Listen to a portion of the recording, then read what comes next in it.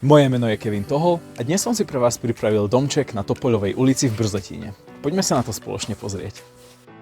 Dom sa momentálne nachádza v stave holodomu, no z technického hľadiska ide o prakticky novú stavbu. Je suchý, bez vlhkosti, plesní, priam v dokonalom stave.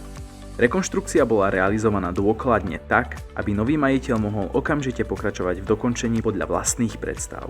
V dome sú kompletne nové medené rozvody elektriny, nový prívod elektriny do domu, pripravené bodové LED osvetlenie aj dátové rozvody.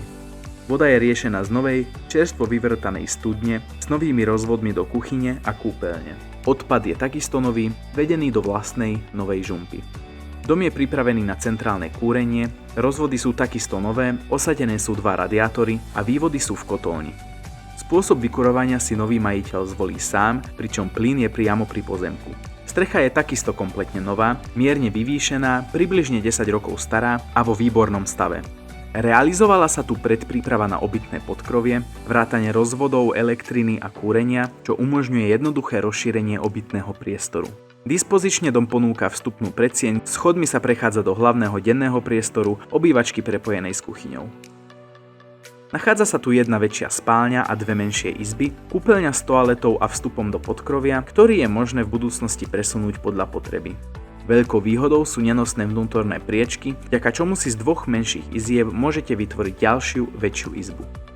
Veľkým benefitom je rovný a slnečný pozemok orientovaný na juh. Vstupná brana je takisto nová. V záhrade sa nachádzajú ovocné stromy, no záhrada ponúka dostatok priestoru na garáž, prístrešok, bazén či oddychovú zónu. Výhodou je aj možnosť dokončenia na kľúč.